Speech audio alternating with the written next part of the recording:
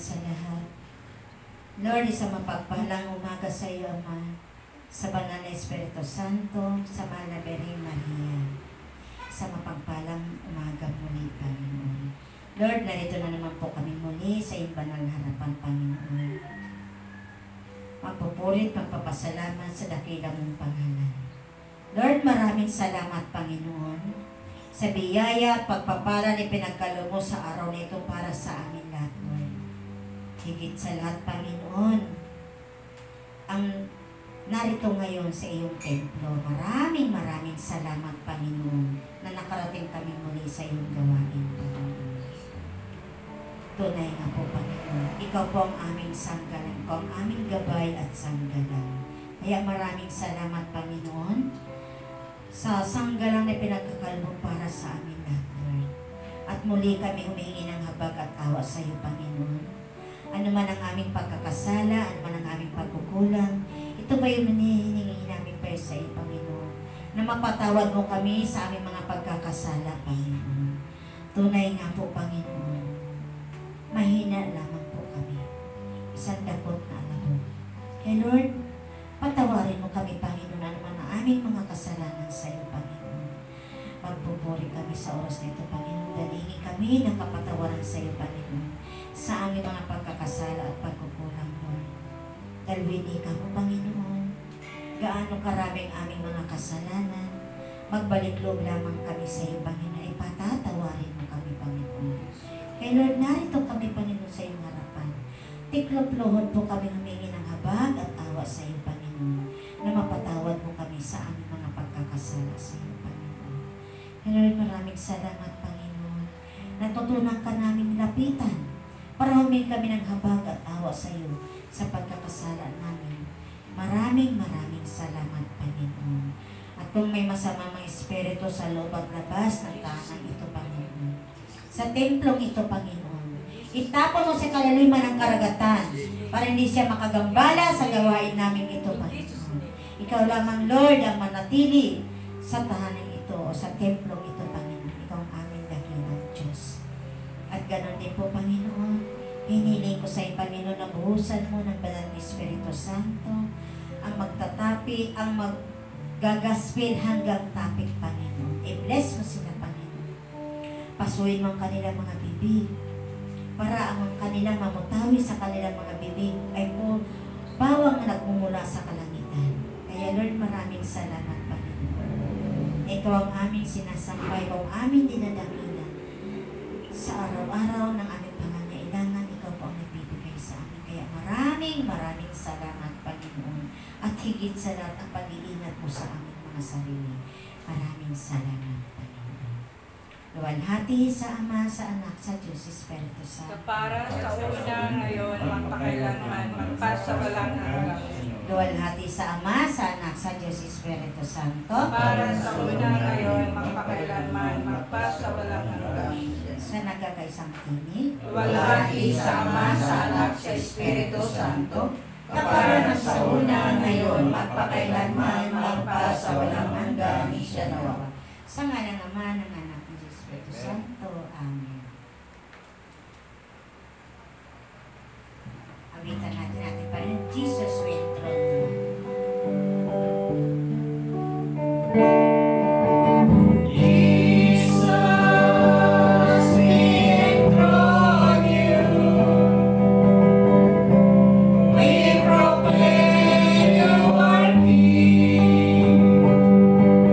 Standing in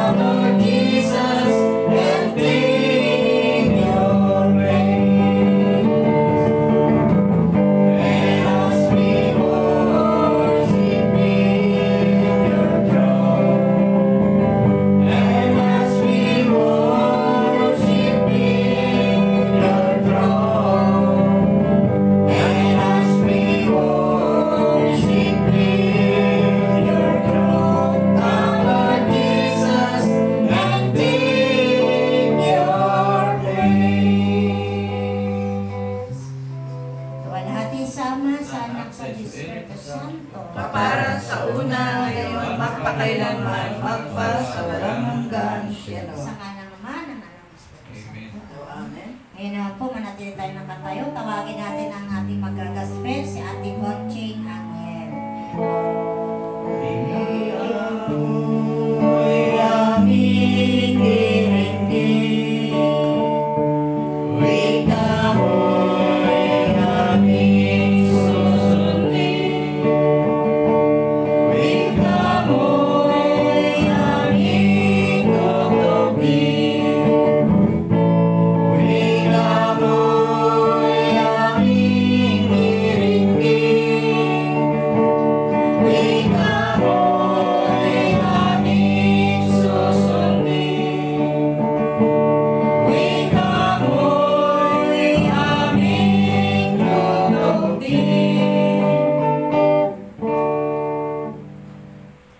Naway ang pag-ibig, pagpapala ng Diyos ay sumaating lahat. Amen. Pagbasa ng Ebanghelyo ayon sa sulat ni San Juan. Papuri sa iyo, Panginoon.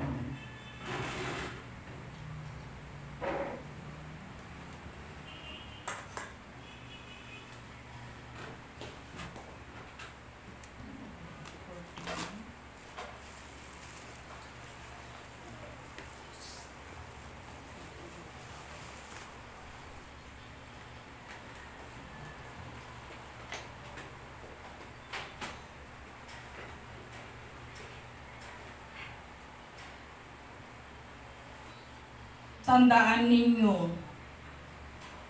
ang namumuhay ayon sa aking aral, kailanmay di makararanas ng kamatayan.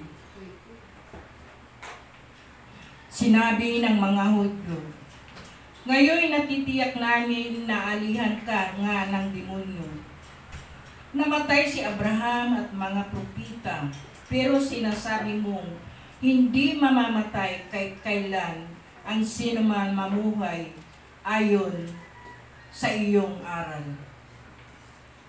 Dakila pa ba kaysa amin amang si Abraham? Siya'y namatay, gayon din ang mga propeta. Ano ba ang akala mo sa sarili mo?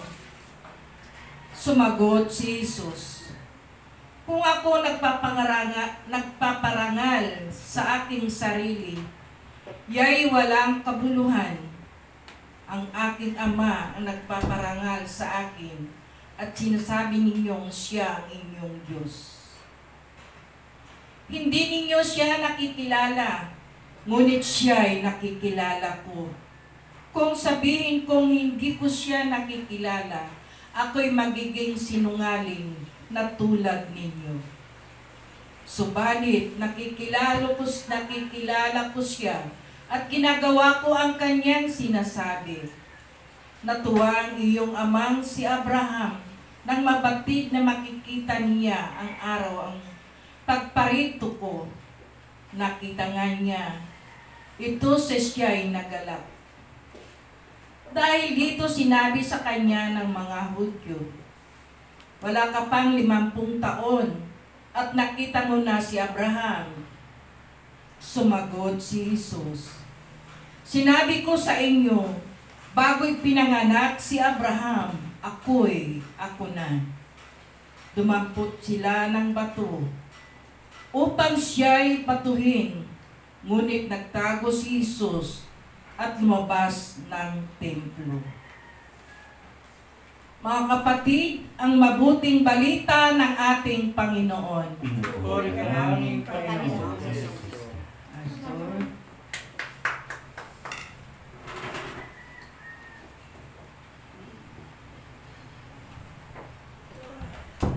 Magandang umaga po sa ating lahat, mga kapatiran ko kay Kristo.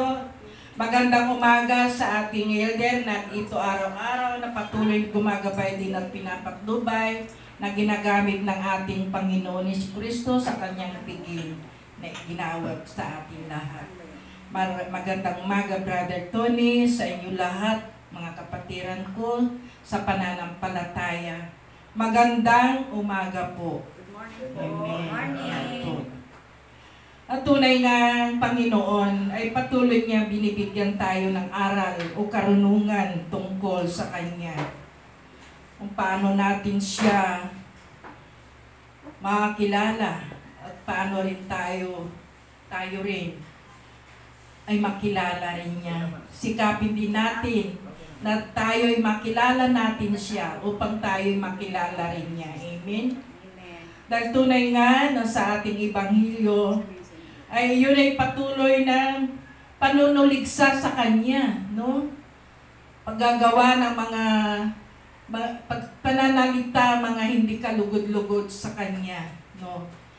Dahil sa mga salita na Kanyang binibitawan, ay makuha nila siyang baga sa para bang nawawala ang kanilang pagtitiwala o pananalig sa ating Panginoon. Dahil sa Kanya mga sinasabi, mga tao na hindi talagang lubos na nakakilala sa ating Panginoon ay malaya silang makapagsalita ng hindi kalugod-lugod sa Ama, sa ating Panginoon. Amen. Dahil nga sa ating Ebanghelyo,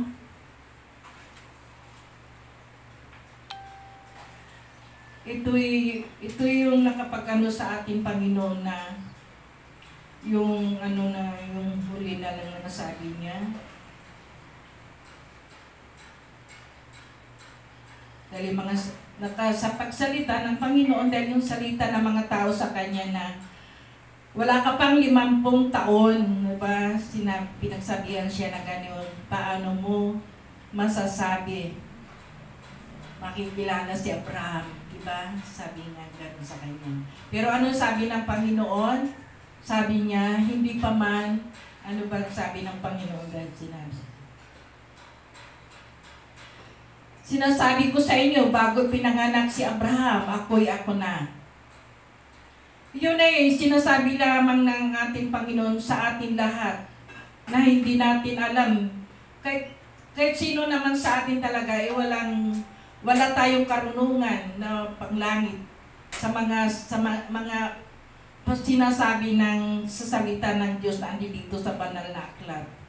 So, sinasabi rin ng Panginoon na sa ganun pananalita ng tao pangungutya sa Kanya, ay siya ay nagsasabi ng wala pa, hindi pa ipinanganak nga si Abraham. Ngunit, ako na nga, sabi niya. So, inaano lang talaga ng Panginoon na tayo magkaroon tayo ng pananampalataya sa Kanya upang tayo ay maging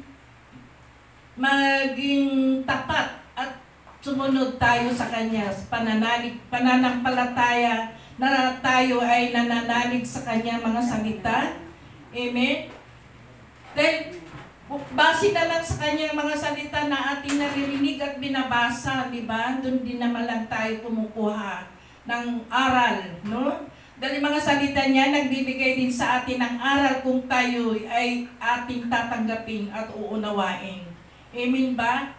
Dahil sabi nga, kahit na makinig ka na makinig, kung ikaw nakikinig, ay wala ka naman talagang pananalig at pananampalataya sa mga salita ng ating Panginoon.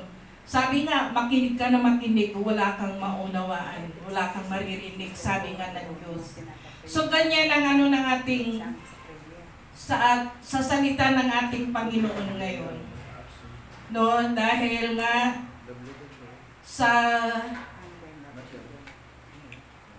pinaano na lang talaga ng ating Panginoon, ang Panginoon Jesucristo, na tayo ay, sabi nga hindi ninyo siya nakikilala, ngunit siya nakikilala ko. Kaya sino man sa atin di talaga na tayo ay nakikilala natin na ating Panginoon, na kilala rin niya tayo, sana'y gumawa rin tayo ng maayos, mas magandang gawa, kabutihan, pag-ibig sa ating kapwa. Amen?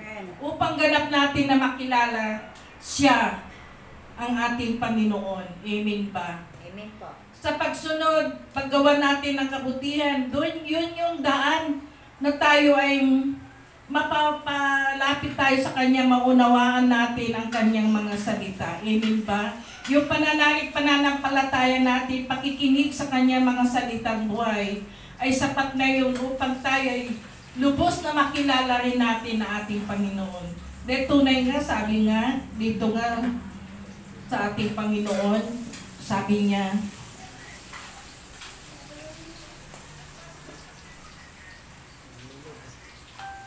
natuwa ang iyong amang si Abraham nang mabatid na makikita niya ang araw pagparito ko. Nakita nga niya at siya ay nagalak. Dahil dito'y sinabi sa kanya ng mga Hudyo, wala ka pang 50 taon at nakita mo na si Abraham? Sumagot si Jesus, sinasabi ko sa inyo, bago ipinanganak si Abraham, ako na nga. Kaya, yung gano'n na panunod pangano sa kanya, yung mga nagsasalita ng gano'n, hindi nila talaga naunawaan, naintindihan ang kanilang panunod niya sa ating Panginoon. Amen? Kung talaga kung sila ay tunay nga na lumalapit na kilala nila ng ating Panginoon, hindi rin sila dapat magsalita ng gano'n. Hindi rin tayo dapat gumawa ng hindi kalugod-lugod sa ating Panginoon. Amen? Lahat dapat naman tayo ay ang kanyang mga salitang buhay na ating binabasa o nakikinig, naririnig na nanggagaling sa banal na aklat. Dapat yun tayo kumuha o humugot tayo magkaroon tayo ng pananampalataya sa ating Panginoon. Amen ba? Yes. Dahil marami pang hindi talagang lubos na nakakilala sa ating Panginoon. Marami pa tayong hindi ko naman sinasabi na ako'y kilala ko na ng ating Panginoon. Ngunit nananalig akong sumasampalataya sa Kanya sa pamamagitan ng pagdinig ko sa Kanya mga salita, pagsunod ko sa mga tuntunin, mga aral niya, nananalig ako, kilala ko rin ang ating Panginoon at kilala rin niya ako. Amen? Na yun ang dapat natin gawin mga kapatid, yung makilala natin ng lubos sa ating Panginoon. Upang sa ganun tayo rin ay kilala rin ang ating Diyos na buhay. Amen? Napakasarap talaga yung mayroon tayong pananampalataya sa ating Panginoon, sa Diyos na buhay na ating pinaglilingkuran. Napakasarap talaga yung alam natin na mayroon tayong Diyos na ating sinusundan at pinaglilingkuran. Amen? Palakpakan natin na ating Panginoon. Yes, tunay nga na makapangyarihan talaga ng ating Panginoon kahit na ano nga pa ba ang gagawin natin sa buhay natin. Kung hindi natin siya nakikilala, wala rin bisa yung ating paglapit o pagsunod sa Kanya. Amen. Importante talaga yung mayroon tayong pananalig, nananampalataya, sumasampalataya tayo sa Kanya, na siya ay nandyan na laging gumagabay, pumapaknubay sa ating lahat. Amen. Kaya mga kapatid, tunay nga ang Panginoon ang makapangyarihan sa lahat. Muli, dahil sinasabi ko ito naman muli, dahil muli na naman nagpadama ng Panginoon sa akin. Sabihin ko na lang sa akin. Talagang nagpakita ang Panginoon na talagang, sabi nga niya, sa ating pagsunod, pananampalataya sa Kanya, hindi niya tayo pababayaan, iiwanan man lang. Hindi niya magagawa tayo iiwanan ng ating Panginoon. Kung tayo ay nananalig, sumasampalataya, nagtitiwala tayo sa Kanya, ang Panginoon kailanman hindi niya tayo iiwan at bibiguin. Amen. Ngayon po, ibigay ko naman natin sa ating kapatid. Magbibigay pa ng topic si Brother Tony Dacles.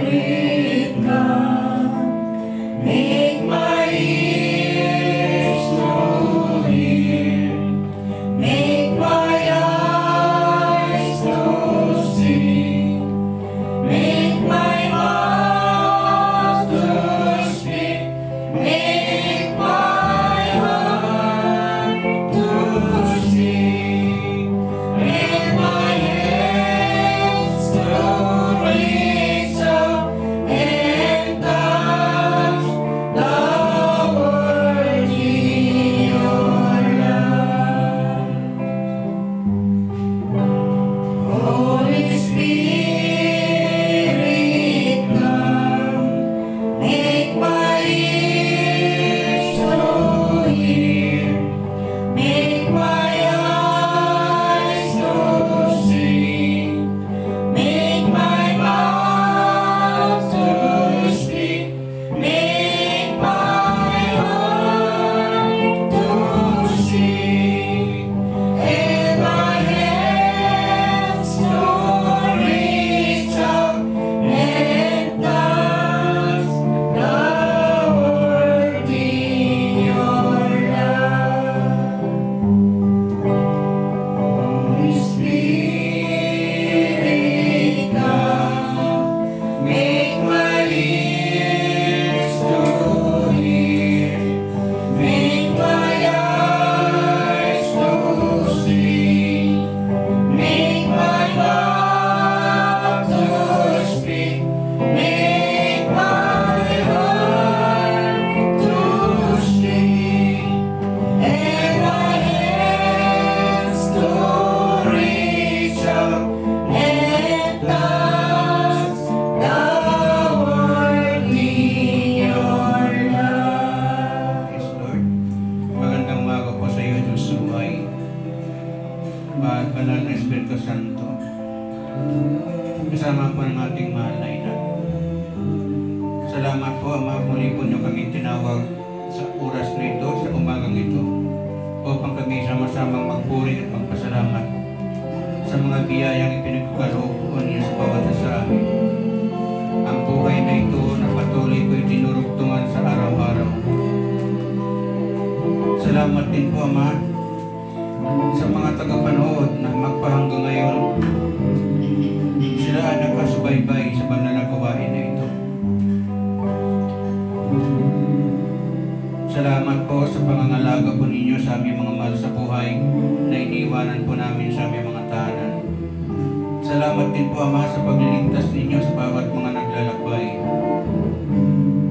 Salamat sa mga pangangalaga ng iyong mga anghel sa pagbarito at pagpaparoon ng bawat tumutupad sa na inyong mga tinawag sa banal na gawain na ito.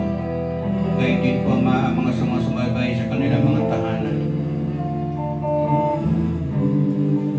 Maraming salamat po, Ama, sa kalakasan, pagkakaisa at katatagan ng bawat kasapi ng Servancia Jesus and Mary. Panatilihin mo nawa sa amin ang iyong banal na Espiritu Santo sa pagkakaisa sa isip at salita at sa aming mga gawa. Gayun din po, Ama, ang lahat ng mga bagay. Ipagkaloob naman sa amin ang biyaya ng kaunawaan upang ang lahat ng mga bagay na ito ay ganap po namin na maintindihan at may sa buhay. Ang lahat ng ito, Ama, hinihingi po namin sa ngalan ng iyong anak, Jesu Kristo, ang aming Panginoon. Amen. Luwalhati sa Ama, sa Anak at sa Espiritu Santo. Para ng sa una, ngayon, magpakailanman, magpasawalang hanggan siya. Luwalhati sa Ama, sa Anak at sa Espiritu Santo. Para ng sa una, ngayon, magpakailanman, magpasawalang hanggan siya. Tayo pong lahat. Luwalhati sa Ama, sa Anak at sa Espiritu Santo. Para ng sa una, ngayon, magpakailanman, magpasawalang hanggan siya. Sa ngalan ng Ama at ng Anak at ng Espiritu Santo. Amen. Una, isang mapagpalang umaga po sa lahat ng ating mga viewers. Lalo na po yung ating kapatid na Sister Hilin San Andres na nasa Canada. Marahay nga banggi sa imo, Sister Hilin. Mayap nga baki kayo, Sister Esther Acosta Pinida, king Karangyan, Tarlac City. Naimbagabiga, Sister Luz Clavio, kay ti Baguio Chapter. Maupay nga aga, Sister Josephine Gabiana Pombo, ng Taguig na nanonood sa kasalukuyan. Tamo nga salamat. Mayong buntag, Sister Aurora Abogadji of Hindang Southern Leyte. Daghang salamat sa inyong pagtanaw. Brother Peter Aray sa Biligan City, mayong buntag kaninyo. Sister Marilyn Custodio ng Batangas Chapter, kumusta na po? Gayon din po man lahat-lahat ng viewers ng Marikina, San Mateo, Montalban, Cavite, Caloocan ng Malabon, at syempre po ang Manila Cluster. Marami pong salamat sa inyo.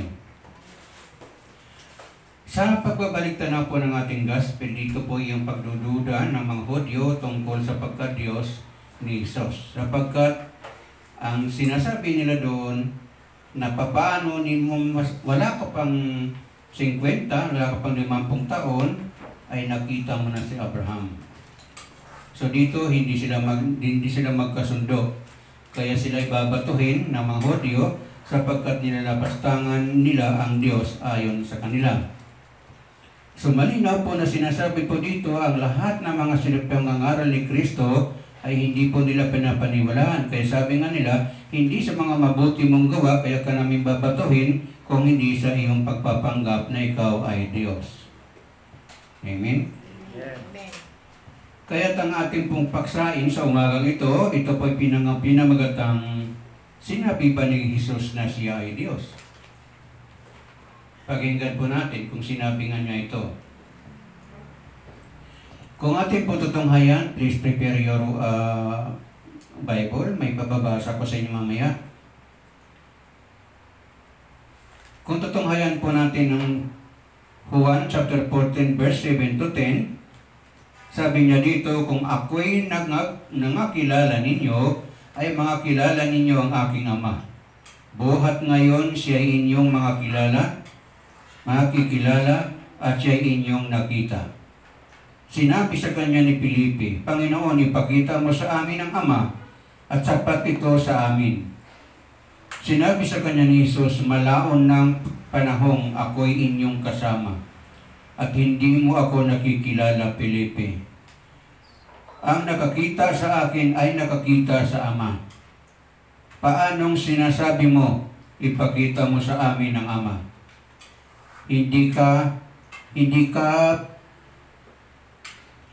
baga nananampalataya na ako'y nasa Ama at ang Ama ay nasa akin. Ang salitang aking sinasabi sa inyo ay hindi ko sinasabi sa aking sarili, kundi ang Ama ang tumatahan sa akin ay gumagawa ng kanyang mga gawa. Ang salita ng Diyos. Salamat sa Diyos. So, sa talata pong ating binasa sa John chapter 14 verse 7 to 10, ito po ang pagkakaugnay po sa ating ebanghelyo sa araw na ito na kanilang mga pagdududa ng mga Hudyo tungkol sa pagka-Diyos ni Jesus. Sapagkat hindi nga daw siya Diyos, sapagkat siya ay tao, nagkatawang tao, so hindi po siya Diyos. Minsan, hindi lang mga Hudyo po ang mga nagdududa, o meron tayong kaibayang mananampalataya, ang Saksi ni Jehovah, o maging po ang mga iglesia ni Kristo. Hindi po tao lang si Jesus, hindi po siya Diyos. Ngunit sa binasa po natin dito na sinasabi ni Felipe na, Panginoon, ipakita mo sa amin ang Ama at sapat na ito sa amin. Sinabi sa kanya ni Jesus, malao na ninyo, panahon niyo akong kasama, ay hindi mo ako nakikilala, Felipe. Ang nakakita sa akin ay nakakita sa Ama. Paanong sinasabi mo, ipakita mo sa amin ang Ama? Hindi ka nga ba baga nananampalataya na ang Ama ay nasa akin at ang Ama ay nasa akin. So dito, malinaw po sa salita ito, dahil na nagpapatunay po dito ay mismo sa John chapter 10:30 na sinasabi po doon, ako at ang Ama ay isa. So ano ngayon ang pagdududa doon? Now the question is, ang sabi nga, sinabi nga ba ni Jesus na siya ay Diyos? So marahil naiintindihan po natin yung mga magpahanggang ngayon na hindi matanggap na si Kristo ay Diyos. Siya ay tao lamang sapagkat meron silang mga talata na pinagbabasihan. Narito po yung kanilang mga talata na ginagamit.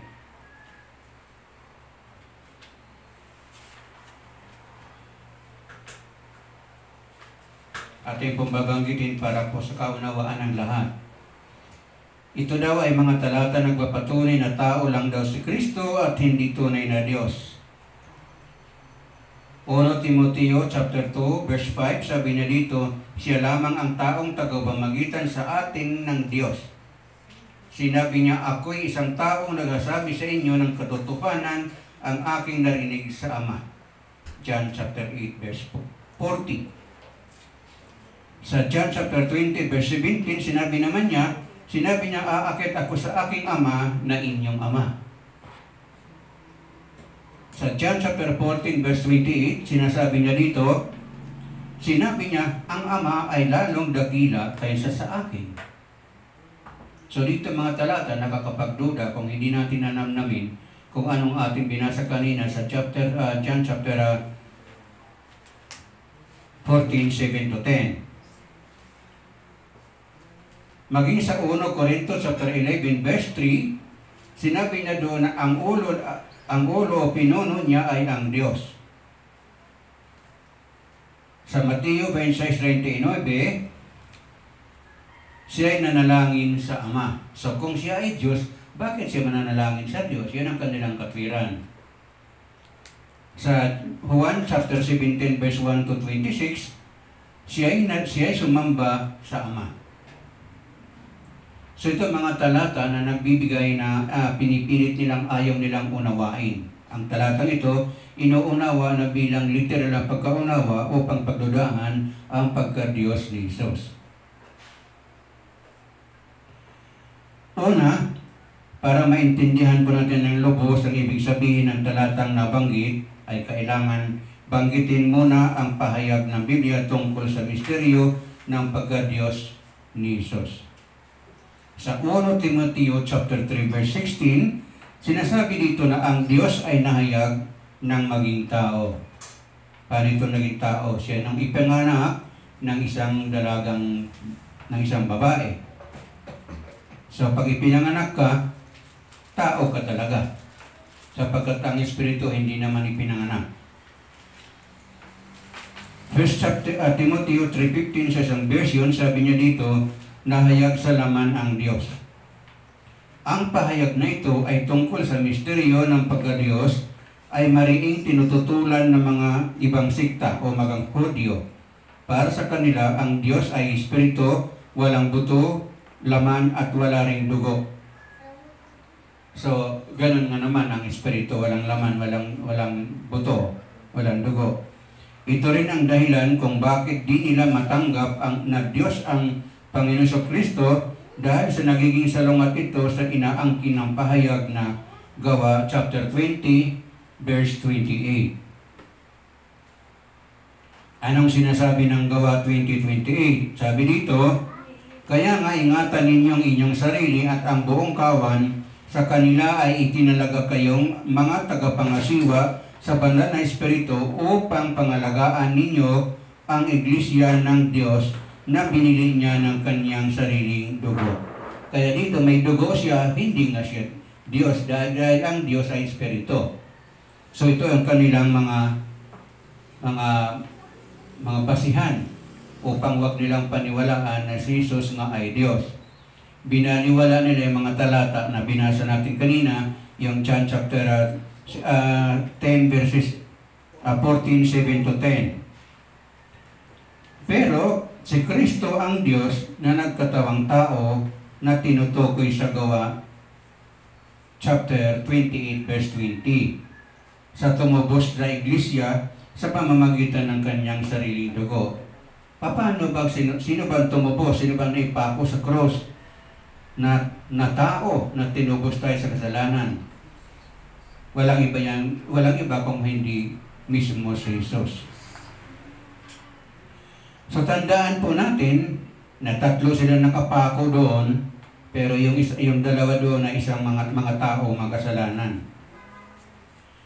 Kaya kung ating pong babalikan ang binasa natin kanina sa John chapter 14, 7-10, na sinasabi, hindi ka nananampalataya na nasa akin ang Ama at ang Ama ay nasa akin. Ang mga salitang aking sinasabi sa inyo ay hindi ko sinasalita sa aking sarili, kundi ang Ama ang tumatahan sa akin. So ang katawan ni Kristo nung panahong iyon na sinagkatawan tao ay hindi lang taong likas ang pagkatao, kung hindi likas ang pagkadiyos, sapagkat ang dalawang uri ang nananahan sa kanyang katawan. Isang likas na Diyos at saka isang tao. Si Jesus ay mabuting pastol. Sa John chapter 10 verse 11-15, sinasabi dito na, ako ang mabuting pastol. Inialay ng mabuting pastol ang kanyang buhay para sa mga tupa. Ang bayaran tumatakas kapag may dumarating na asong gubat. Iniiwan niya ang mga tupa. Palibhas ay hindi siya pastol at hindi kanya ang mga ito. Kaya't sinusunggaban ng mga asong gubat ang mga ito at binubulabog.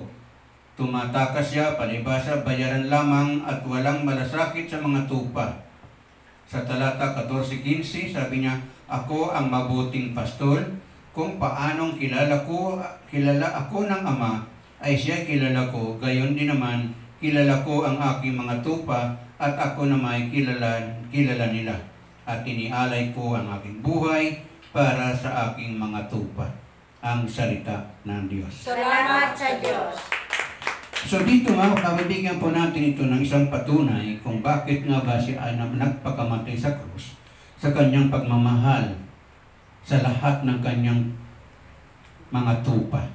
Sapagkat sinasabi nito, kung bayaran lamang ang tagapangalaga ng tupa, pagdating ng panganib, ang bayaran ay tumatakas. Sila ay tumatakbo. Ayaw niyang iligtas ang kanyang mga tupa. Pero dito siya, hindi siya tumatakas pagkos siya ay nagpakamatay kahit na ano ang kanyang mga pang-aapi sa kanya, pag-alipusta, lahat ng bagay ay tinanggap niya ito dahil sa pagmamahal niya sa kanyang mga tupa. Kaya dito nagpapatunay na kung talagang ang isang pastol ay nagmamalasakit sa kanyang mga tupa, ay totoo ngang ikaw ay mayroong responsibilidad. Mayroon naman mga tao na nangangalaga lang kunwari, pagdating ng mga suliranin, kanya-kanya ng takbo. Bahala na kayo magligtas sa inyong sarili, bahala na ako sa aking sarili. So yun po ay hindi po yung totoong tupa. Baka pato. Minsan ang kanilang ipinipilit dito na kaya sinasabi niya, ako ang puno ng ubas. So, ibig sabihin, kung puno ka ng ubas, dapat may bunga ka, dapat nakatayo kang puno. Pero hindi literal na inuunawa, ang ibig sabihin, ako ang puno ng ubas. O pag sinabi naman nila na ako ang yung seven ng pagpapakilala ni Kristo, na ako ang pintuan, ano ka, may hamba, kaya pintuan ka. Sapagkat sinabing pintuan, dahil pag hindi ka pumasok sa Kanya, ay hindi ka magkakaroon ng buhay na walang hanggan at hindi ka magkakaroon ng kaligtasan sa mamamagitan ni Kristo. Sapagkat kung nasa labas ka, ikaw ay anak sa labas, ay wala kang kaligtasan. Sapagkat sino ang kukup sa iyo kung wala ka namang tagapangalaga sa iyo? Walang tagapagligtas sa iyo. So ang mga ganitong talata ay hindi dapat na inuunawa ng literal. Kung ano ang nakasulat, iyon ang pagkaunawa ng nakababasa o mga nakapakinig. Kaya't kung sa lumang tipan, mababasa doon sa Ezekiel chapter 34 verse 11-31 o maging sa Awit chapter 23 verse 1-6. Ito yung kinakanta natin na awit ng pastol. Nandoon, kung nanamnamin po natin ang sinasabi doon sa Awit 23 verse 1-6, malinaw po na sinasabi doon na binibigyan tayo ng buhay. Tayo sinasamahan. Ang kanyang tungkod at pamalo ang ating gabay, sapagkat siya ang maghahawi sa lahat ng sagabal sa ating buhay. At sa bandang huli, sinasabi doon na Doon ako sa templo mo, lalagi at mananahan. Ngayon, kung hindi ka mananahan sa templo, sa Kanya, lagi marami kang kasalanan. Sapagkat hindi ka nagpapasakop kay Kristo. So malinaw dito sa ating mga tinatalakay sa ngayon, bilang pagpapatunay doon po sa mga question, doon sa Ebanghelyo na binasa po ng ating kapatid, na ang kanilang mga pagdududa, kaya nila babatuhin si Kristo dahil sa sinasabi niya, nagpapanggap ang Diyos, gayon tao ka lang. Amen? Amen. Isa siyang nagbibigay buhay na walang hanggan. John chapter 10:28. Binibigyan ko kayo ng buhay na walang hanggan, kailanman hindi sila mapapahamak at hindi sila maagaw sa akin ninuman. Ang salita ng Diyos. Salamat sa Diyos. Ngayon, kung hindi nga tayo magpapasakop sa Kanya, hindi tayo papasok sa Kanya, madali tayong kawayan ng dyablo upang tayo mapabilang sa kanila. Pero kung nandito tayo sa Kanya, si Kristo ang lahat ng buo sa buhay natin, sa ating pamamahay, sa ating hanap buhay, sa ating ginagawa, si Kristo ay laging kasama, hindi tayo mapapariwara, hindi tayo may ilalayo kahit kanino man, sapagkat lagi natin siyang kasama, na sinasabi sa Mateo 28, chapter 19 to 20. Sa Judas chapter 1:21, sinasabi niya dito, manatili kayo sa pag-ibig ng Diyos habang naghihintay kayo sa ating Panginoon Hesukristo na magkakaloob sa inyo ng buhay na walang hanggan dahil sa kanyang habag sa atin. Ang salita ng Diyos. Salamat sa Diyos. So dito malinaw na pinapayo sa atin, dito sa binasa natin talata sa Judas chapter 1:21, na manatili tayo sa Kanya. Huwag tayong hihiwalay sa Kanya. Malimit natin banggitin, tunay nga wala kami magagawa kung hiwalay kami sa iyo. So dito, ito pa nagpapatunay na talata na nakasulat po sa New Testament na sinasabi dito na ang buhay na walang hanggang ay ang magkakaloob sa iyo pagdating ni Kristo. Dahil pagdating ng panahon na yon, tayo magsusulit. Tayo ba'y nararapat na tumanggap ng buhay na walang hanggan o hindi? Maliit man o malaki, hayag man o lihim ang ating ginagawang kasalanan, yun po ay ipagsusulit natin sa pagdating ng panahon. Wala pong malilihim dito. Amen? Amen. Iisang bumabawi at nagbibigay ng buhay. John chapter 10, verse 18. Sabi na rito, walang makakukuha ng aking buhay. Kusa ko itong binibigay. Mayroon akong kapangyarihang ibigay ito at kunin muli. Ito ang utos na tinanggap ko sa aking Ama. Ang salita ng Diyos. Salamat sa Diyos. So kung siya ang nagbibigay ng buhay sa bawat sa atin, siya rin ay may karapatan upang bumawi sa buhay na ito na ating pong taglay hanggang ngayon. Paano ngayon yung mga taong nagnanais na yung mga nag-aasasinate? Katulad ng nangyayari ngayon sa Ukraine. Nagkaroon ng masakir doon sa isang bayan ng Bucha. Parang mga barbaro ang gumagawa doon. Masakir mo lahat ng mga sibilyan, yung mga tao, mga kabataan, lalo na yung mga nasa orphanage, nasa mga pagamutan. Paano ngayon yun? Nang dahil lamang sa utos ng isang tao, lapastanganin mo ang buhay na ibinigay ng Diyos, narapat na siya lamang ang bumawi nito, ngunit pinangunahan pa nang dahil lamang sa kapangyarihan.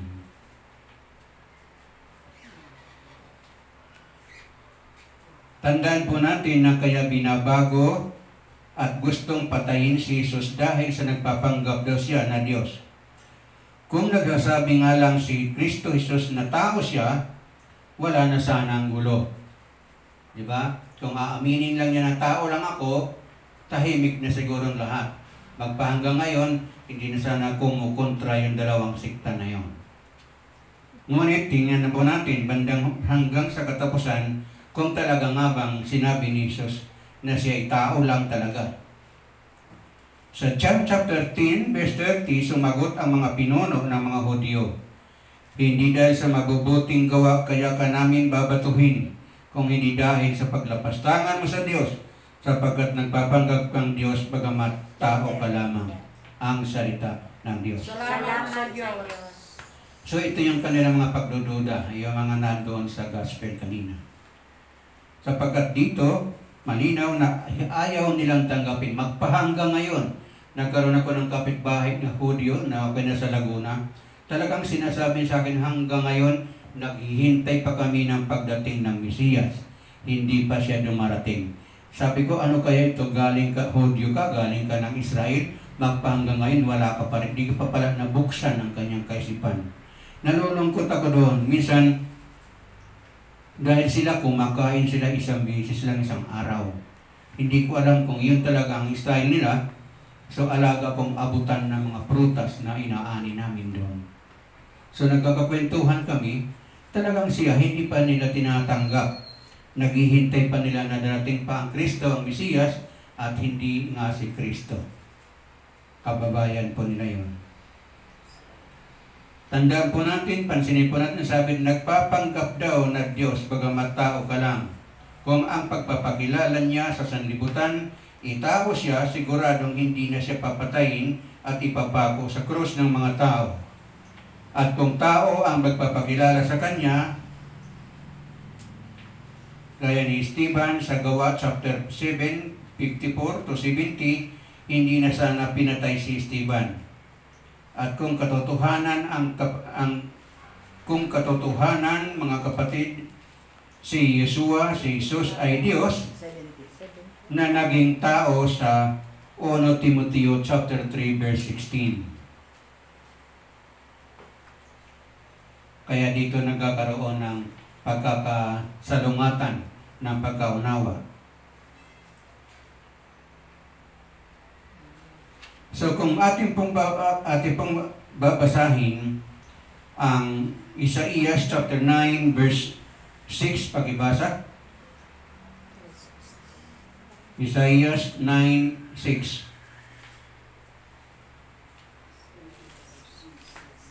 Ito ang sinasabi.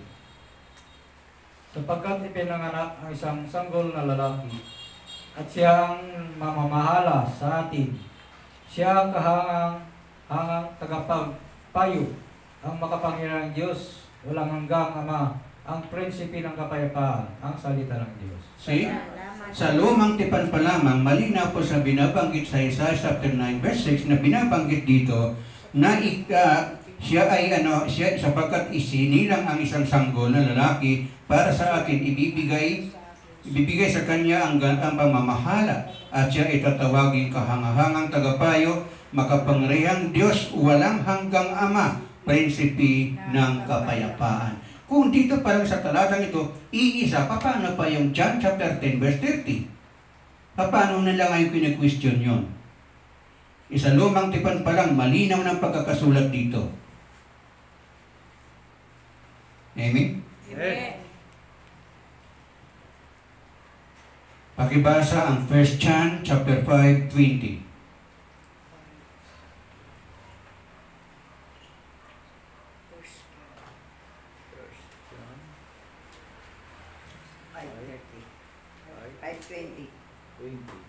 First John 5:20.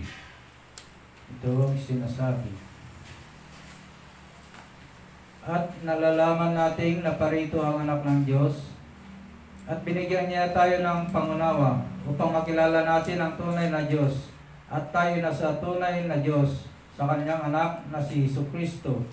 Ito ang tunay na Diyos at buhay na walang hanggan, ang salita ng Diyos. Salamat sa Diyos.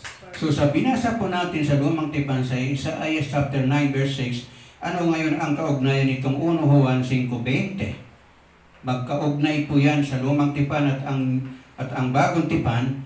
So ano ngayon ang question tungkol dito? Na nalalaman nating naparito ang anak ng Diyos at binigyan niya tayo ng pag-unawa upang makilala natin ang tunay na Diyos at tayo nasa tunay na Diyos sa kanyang anak na si Jesucristo. Siya ang tunay na Diyos at buhay na walang hanggan. See? Paano ngayon yun? Itong inigiit na talata, na binabanggit natin kanina, yung 1 Timoteo chapter 2 verse 5 at John 8:40, John 20:17 at John 14:28 na kanilang mga pagpaparatang. So kung binabasa po natin talaga ang kasulatan, dito magkakaroon tayo ng mga patunay na ang Diyos na nagkatawang tao ay walang iba kundi Jesucristo. Kaya kung babalikan po natin ang John chapter 1 verse 1 to 2 at 14, sabi niya dito, nagpasimula ay naroon ang salita, ang salita ay kasama ng Diyos at ang salita ay Diyos. Sa pasimula, kasama ng Diyos ang salita. Sa talata 14, naging tao ang salita at nanirahan sa piling natin. So dito ngayon yung sinasabi nila na wala ka pang 50 taon, sinasabi mo nang nakilala mo si Abraham.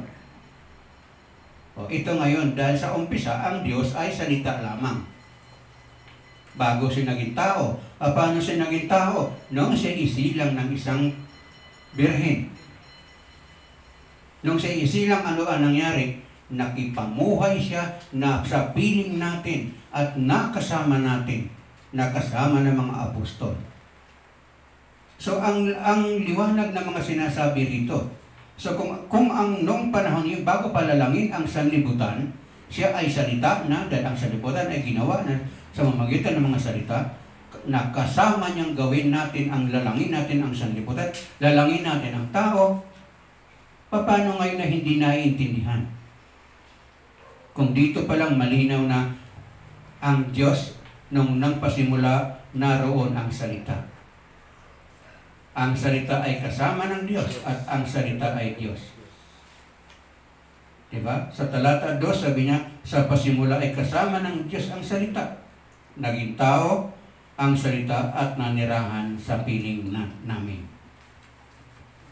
So kaya ito dito mismo, paano naging ang salita? Nung dumating yung anghel na nagbalita kay Maria na kinalulugdan ka ng Diyos, ikaw ay magisilang ng isang sanggol na lalaki at ipapangalanan mong Emmanuel. So nung ipanganak siya, pagbuntis siya ay naging tao. Nung siya kapiling na ng kanyang ama at ina na si Jose at si Maria, siya ay naging tao. Habang siya nasa tao, nagministeryo siya hanggang sa kanya huli ng kanyang buhay, siya ay sinasabing nakasama natin, nakapiling namin. Amen? Inihayag ng Diyos ang sarili sa pamamagitan ng kanyang anak, o God manifest Himself through His Son. God is Spirit, Jesus is in flesh. Jesus Christ is the visible image of invisible God. Ang Diyos ay Espiritu. Si Jesus ay laman. Si Jesucristo ay isang nakikitang imahe ng hindi Diyos na hindi nakikita. Is the image of invisible God. Bakit invisible? Sapagkat sila ay Espiritu. Walang laman, walang buto, at walang dugo. Pangalawa, dapat maunawaan din natin ang kalagayan ni Kristo simula nung bumaba siya sa langit para isakatuparan ang kaniyang misyon. Diyos na siya nang pasimula pa sa kasama ng Ama at naging tao nung bumaba sa lupa. Binitawan ang kanyang pagiging kapantay ng Diyos. Ipinanganak siya bilang tao at namuhay ng isang alipin. That is Pilipos chapter 2 verse 5 to 8. Pakibasa. Pilipos 2:5 hanggang 8. Ito ang sinasabi. Magpakababa kayo tulad ni Kristo Jesus. Kahit siya ay Diyos, hindi siya nagpumilit na manatiling kapantay ng Diyos. Sa halip ay kusa niyang ibinitawan ang karapatan niyang ito at namuhay sa isang alipin. Ipinanganak siyang tulad ng isang karaniwang tao. Siya ay nagpakababa at naging masunurin hanggang kamatayan o hanggang kamatayan sa krus. Kaya naman, siya ay itinampok ng Diyos at binigyan ng pangalang higit sa lahat ng pangalan.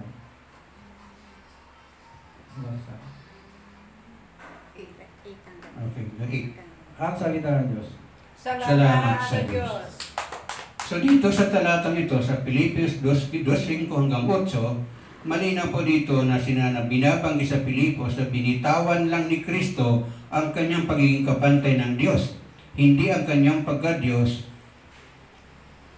Kaya habang narito sa lupa, ay dalawa at sabay ang kanyang kalagayan. Siyang tunay na tao at siyang tunay na Diyos. Mababasa po natin yan sa John chapter 8:40 at mababasa din po sa 2 Pedro chapter 1 verse 1. Pagibasa ang 2 Pedro chapter 1 verse 1.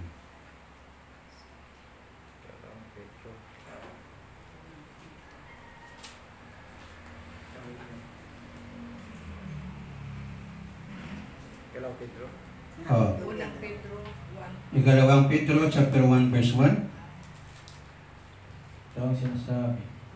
Mula kay Simon Pedro, lingkod at apostol ni Jesucristo, sa inyong tulad namin tumanggap ng isang pananampalatayang mula sa ating Diyos at tagapagsalita na si Jesucristo ayon sa kanyang katarungan, ang salita ng Diyos. Salamat sa Diyos. So dito ang talatang binasa po natin, ito po'y nagpapatunay dito na ang tumanggap ng mahalagang pananampalataya na gaya sa amin sa pamamagitan ng katuwiran sa ating Diyos at tagapagligtas ay si Jesucristo. So Christ is the Savior. So kung tatanggapin ng ang bawat isa sa atin, nakakatiyak tayo ng kaligtasan. Sapagkat dito, malinaw na sinasabi na ang binitawan lang ni Kristo ang kanyang pagiging Diyos, ang kanyang pagka-Diyos, pagiging kapantay ng Diyos, hindi ang kanyang pagka-Diyos. Bakit kaya binitawan? Sapagkat kung siya ay magkatawang tao dapat makita sa tao kung anong klase ang kababaan loob ng isang tao at hindi katulad sa Diyos. Minsan, dito tayo sumasala. Minsan nakakalimutan natin na tayo ay binigyan buhay lamang ng Diyos. Minsan nagmamataas tayo sa ating kapwa. Piling natin tayo nakakahigit sa iilan. Huwag natin kalilimutan na ang Diyos mismo ay nagpakababa, hindi niya itinuring ang kanyang sarili na siya ay Diyos bagkus inangkin niya na siya rin ay isang alipin katulad natin. Amen? Amen. Sa John chapter 8:40, sabi niya, subalit ngayon pinagsisikapan ninyo akong patayin. Isang taong nagsasabi sa inyo ng katotohanan ng aking narinig sa Diyos. See? Dahil dito, pinaninindigan nila na tao lang talaga siya. Tao na nakarinig lang ng salita galing sa Diyos. Kaya siya ay papatayin. Kaya nga sabi, mula nung naparito siya, umibabaw ang kanyang pagiging tao kaysa sa kanyang pagiging Diyos.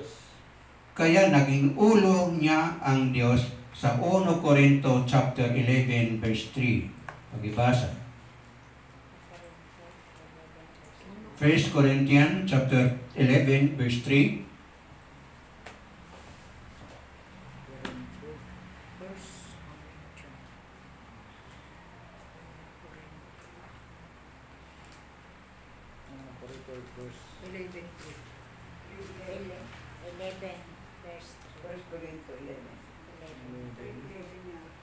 Corinto chapter 11 verse 3. Ito ang sinasabi. Verse 3. Ngunit ibig kong manawaan ninyong si Kristo ang nakakasakop sa bawat lalaki. Ang lalaki ang nakasasakop sa kanyang asawa at ang Diyos naman ang nakasasakop kay Kristo, ang salita ng Diyos. Salamat sa Diyos. So dito, mismo sinasabi niya, subalit naiibig kong malaman ninyo na ang ulo ng bawat lalaki ay si Kristo at ang ulo ng babae ay ang lalaki at ang ulo ni Kristo ay ang Diyos, ang salita ng Diyos. Salamat sa Diyos. So at habang ang Diyos ang kanyang ulo, itinuturing ang Ama na higit na dakila kaysa sa Kanya, na binabanggit sa John chapter 14 verse 28. So bakit inuunawa ito ng parang ibig sabihin na ang ama ay mas dakila kaysa sa kanya? Diba? So kung si Kristo, ang ulo ay Diyos, so ang bawat lalaki ay ang bawat lalaki ang sinasabi, ang bawat lalaki ay ang ulo ay ituturing ang ama. Kaya sinasabi na higit na dakila kaya sa kanya. Kaya gayon din sa mag-asawa, ang babae, ang ulo dapat ay ang lalaki. Siya ang namumuno ng pamilya. Sa ating pananampalataya, sa ating iglesia, si Kristo ang ating ulo, siya ang pinakapunong pari. Siya ang nangunguna, siya ang ating sinusunod. Amen? So habang ang Diyos ay kanyang ulo, itinuturing ang ama ay higit na dakila sa kanya. So pangit naman kung sabihin pantay sila na ulo ito katawan ito, magkapantay ba ang katawan ng ulo? Natural ang ulo nasa taas, yun ang dapat na nangunguna. So mas dakila yun kaysa sa katawan, kaysa sa bahagi ng katawan sapagkat ang ulo ang siyang pinuno.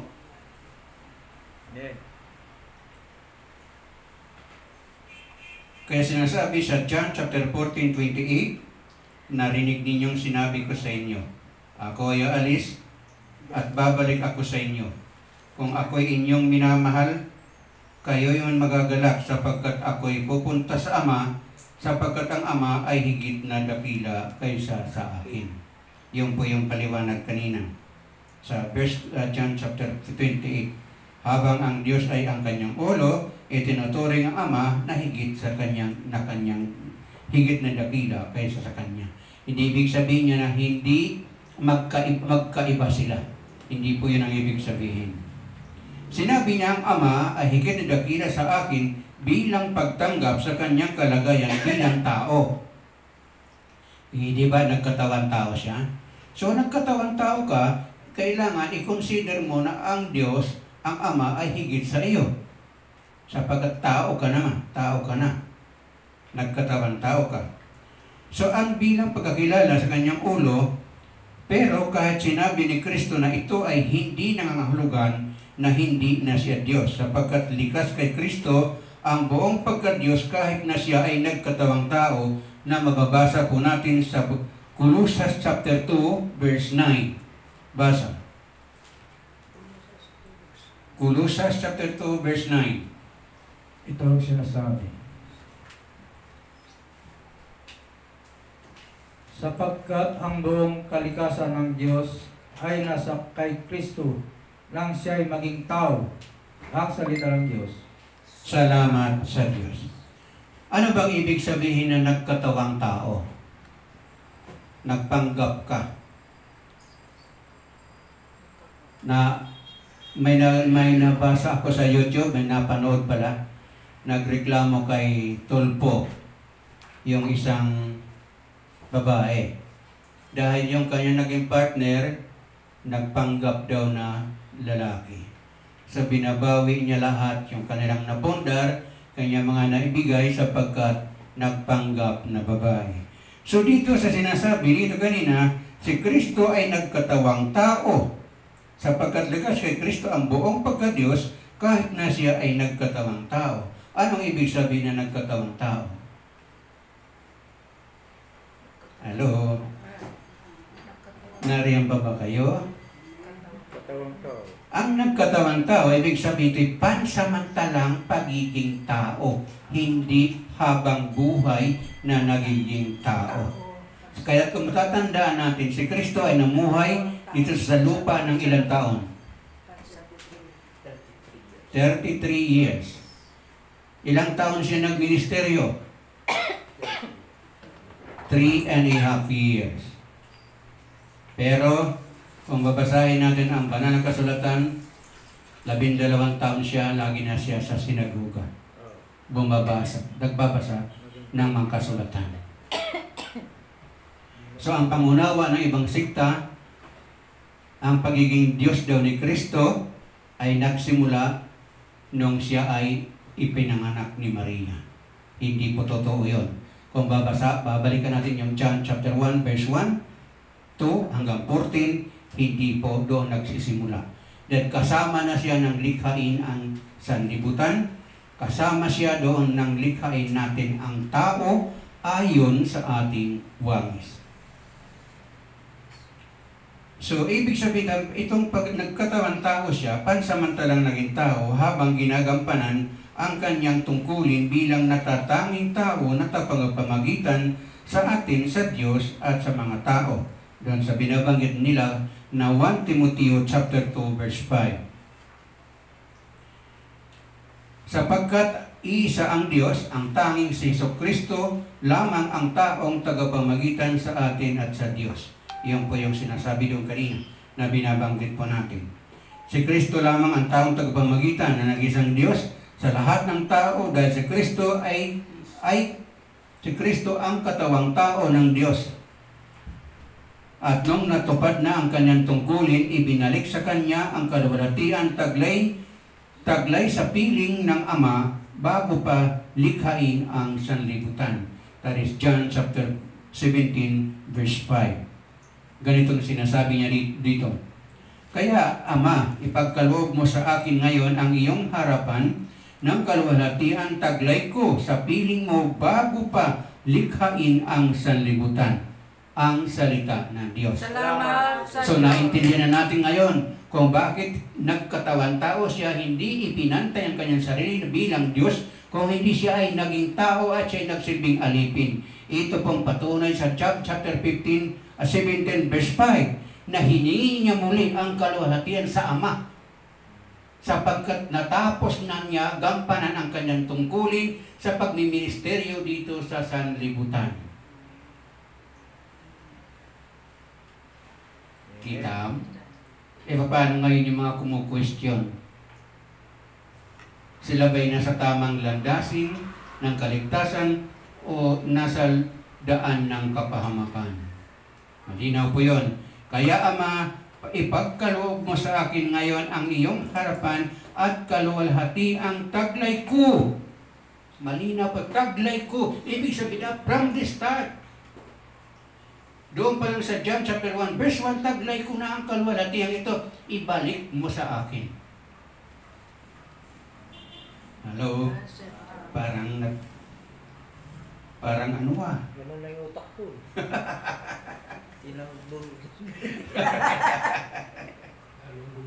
Kasama na niya ang Ama bago palikhain ang sanlibutan sa John chapter 1 verse hanggang 2.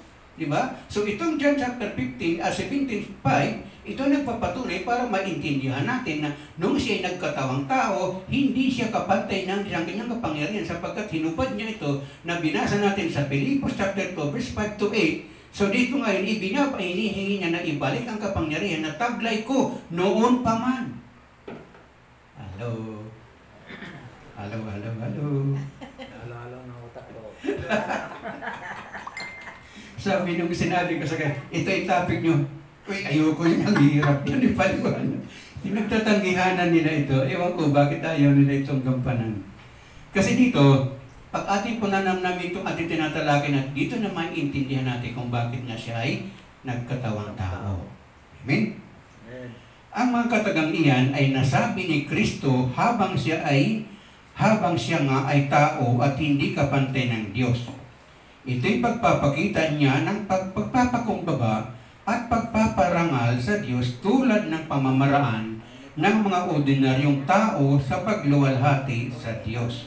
So kung anong ginagawa natin pagrespeto, pagluwalhati sa Diyos, gayon din ang ginagawa niya dahil siya ay nakitao, nakitulad sa atin kung anong ginagawa natin. Kung nagdarasal tayo, kung umiiyak tayo, umiiyak din siyang katulad natin. Hello? Gandang umaga po. May tao po ba dyan? Meron pa po. Ang hirap nga lang ano.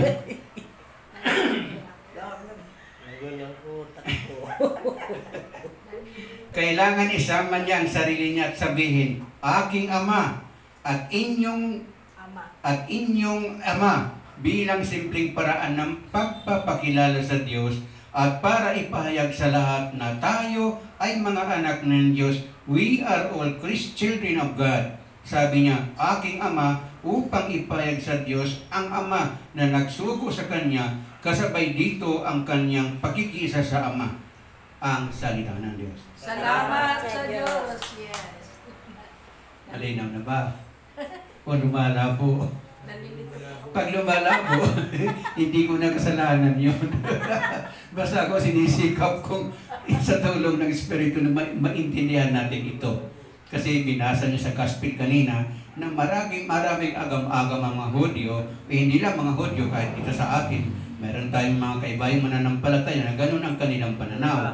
So dito ngayon, ito ang mga pruiba kung bakit ipinipilit nila na hindi siya Diyos sapagkat siya ay naging tao. So dito ngayon ipinapaliwanag paano siya naging tao, bakit niya hinihingi uli ang kanyang kalwalhatian sa Ama.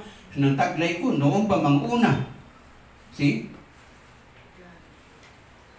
Sa John chapter 17 verse 11, sabi niya rito, at ngayon ako'y papunta sa inyo, iniwan ko na ang sanlibutan ito, ngunit sila ay nasa sanlibutan pa. Amang banal, ingatan mo po sila sa pamamagitan ng kapangyarihan ng inyong pangalan. Ang pangalang ibinigay mo sa akin upang kung paanong ikaw ay ako ay iisa, gayon naman sila'y maging isa. Ang salita ng Diyos. Salamat sa Diyos. Bakit? Sinabi niya kung paanong ikaw at ako ay isa at gayon din sila maging isa.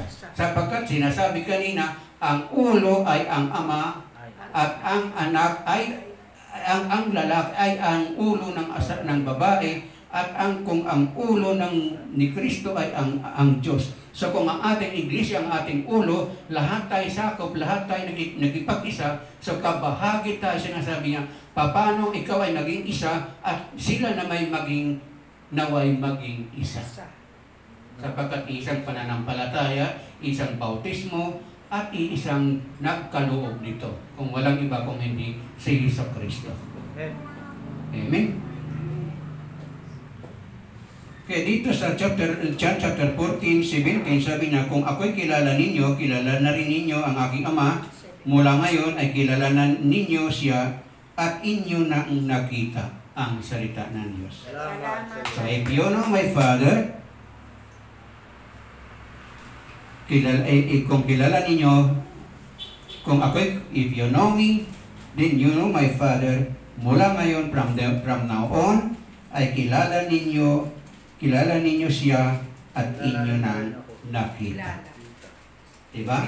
Sapagkat kung nakita mo si Kristo, sapagkat sila iisa ng Ama, bakit sinabi niyang iisa, bakit sinabi niyang ang Ama ay dakila kaysa sa Kanya? Sapagkat nung siya nagkatawan tao, hindi sila magkapantay. Ang ulo ang Ama. So kaya sinabi niya ito na ganito. So dito ngayon, malinaw sa mga pruiba natin binabasa, na kilala na ninyo ako, kilala na rin ninyong Ama, mula ngayon ay kilala na ninyo siya at inyo nang nakita. From now on, you know Him, you know me, as you have seen me. Sapagkat nakita na ninyo ako. So yung sa tanong kanina ng Filipi, na ipakita mo sa amin ang Ama, sapat na para sa amin yon. So ang tanong sagot ni Kristo, Filipi, matagal niya akong kasama, magpahanggang ngayon hindi mo pa ako hindi pa niya nakikilala ang Ama. Nakakita sa akin, nakakita sa akin Ama. O diba, ito na ngayon ang mga pruiba para mas malinawan tayo at hindi tayo maguluhan. John chapter 5:23, pagibasa.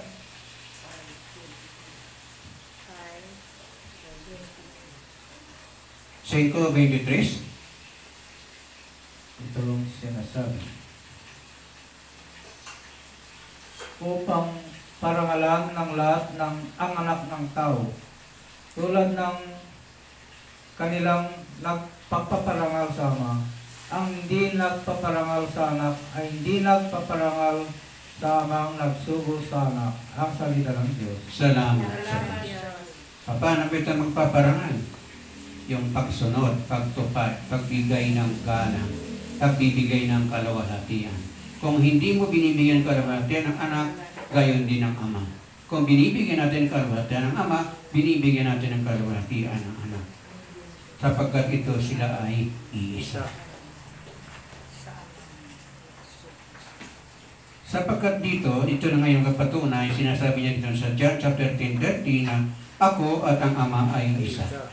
Ang pagsabi niya ng aakyat ako o uuwi ako sa aking Ama ay pagpapatunay at paglilinaw niya sa Diyos ang kanyang Ama ay dahil ang Diyos ang kanyang Ama, siya din naman ay Diyos, Diyos Anak.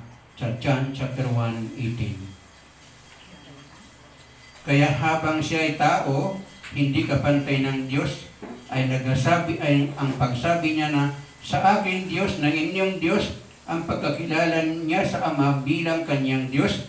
God the Father is the God of Christ as a man, at dahil tinuturing niyang Diyos ang Ama. Dahil dito, siguro mga kapatid, na mga bagay po natin pinagsaluhan, makapagbigay naman sa atin ng higit pang kaalaman tungkol po kay Kristo, tungkol po sa ating binasa kanina, pinagbasihan yung ating pong gospel na binasa kanina. Nawa po magbigay ito sa atin ng higit pang kaliwanagan kung paano po natin tatanggapin na si Kristo nga ay tunay na Diyos. Tayo na at sumabay tayo sa pag-awit. Awitin po natin ang ako'y iyong sinisiyasat.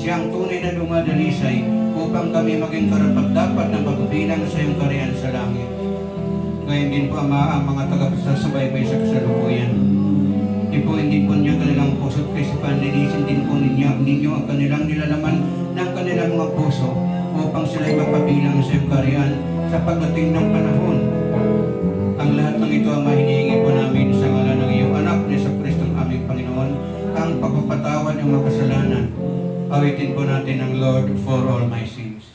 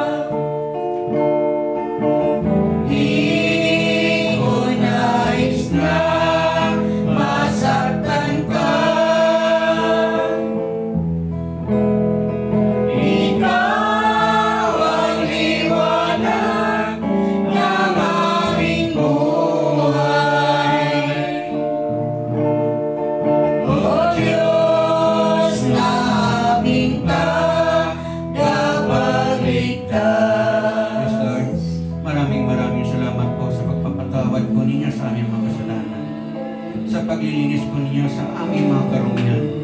Lahat po kami ay tunay ngang makasalanan. Oras-oras kami ay nagkakasala. Ngunit Panginoon, nandiyan ka upang kami ay inyong patawarin.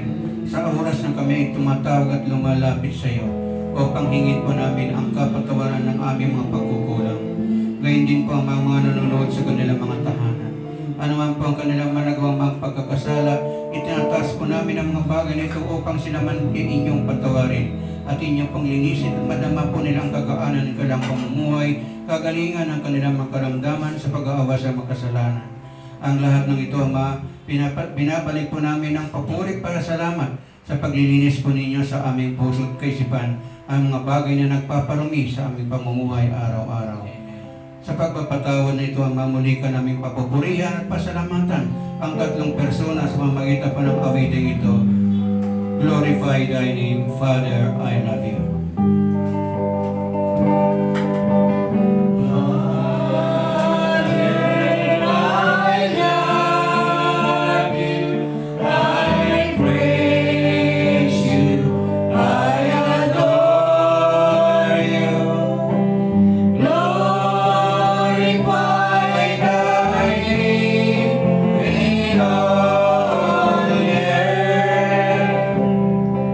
Glorify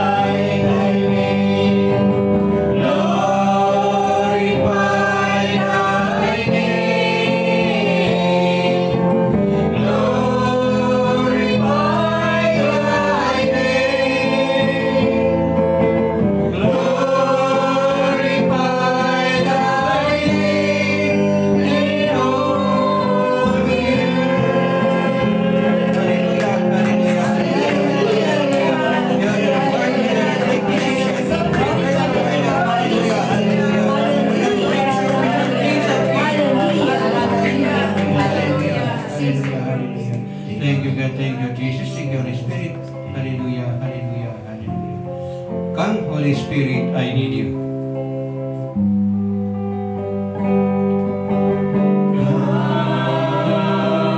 Holy Spirit, I need you.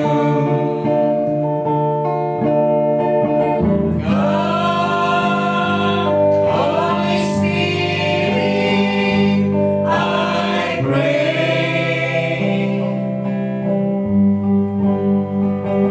God, with your strength and your power,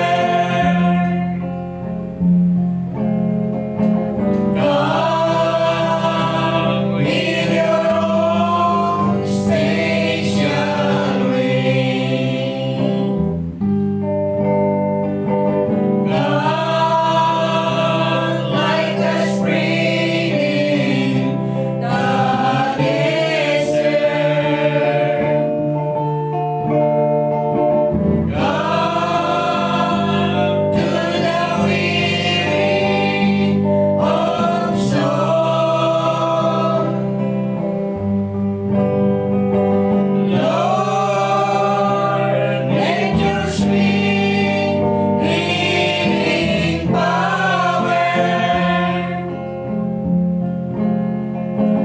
touch me and make me whole. Ibigin po natin. Lord, narito po ang aming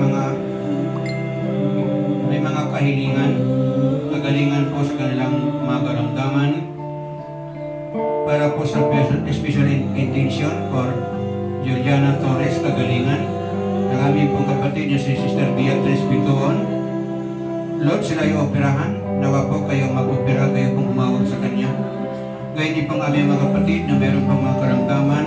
Ang aming kapatid sa Apolinario Gobrin, Alfonso Apari, Peter Lawrence, Berna Giling, Fee Ortiz, Florita Caucawe, Ernesto Bonio, Lolita de la Cruz, Melissa Candelario, Norma Casinisa, Anita Robles, Bernard Prenjana, Patricia Ocampo, Carlos Espino, Carlito Senior, Robert Alamani, Marilyn Barso, Joseph Cabarlo, Jesus Simbolan, Gloria Pinida, Liti Cristobal, Narciso Miglat at Leonina Carmona,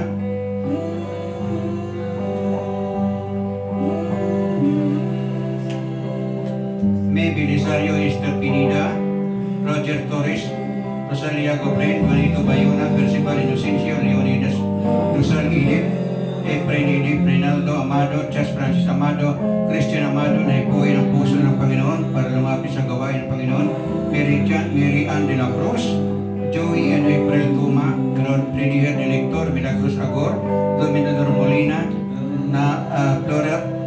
Flora Sector at Biti Bitoon, Michael Lupis, Guillermo Gico at Segundo Gico, Amado Gonzales, Louis Jan Capiral, maging si Mayla Kathleen Bernasal, nagkaroon po siya ng infection sa dugo. Lord, ikaw po ang maglilinis ito. Mary Chris Kayabyab, Angelica Espirito at Marilo Naval na mayroon pong acute ulcer. Glory be. Glory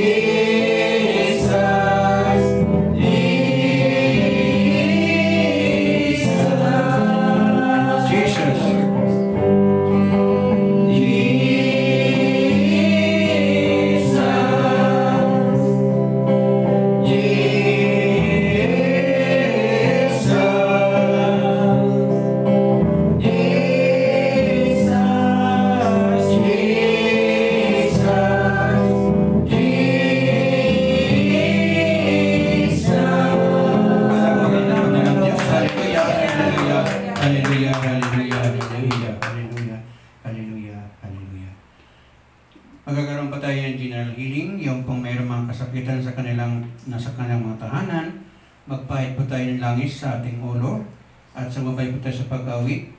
Ipatong po natin ang ating kanang kamay sa ating ulo at ang kaliwa. Doon po sa meron tayong nararamdaman na kasakitan sa ating pangatawan. At sumabay po tayo sa awitin, Heal me, O Lord. Heal me, O Lord, and I will be healed. Save me, and I will be saved. Heal me, O Lord, and I will be healed. For you are the one I pray.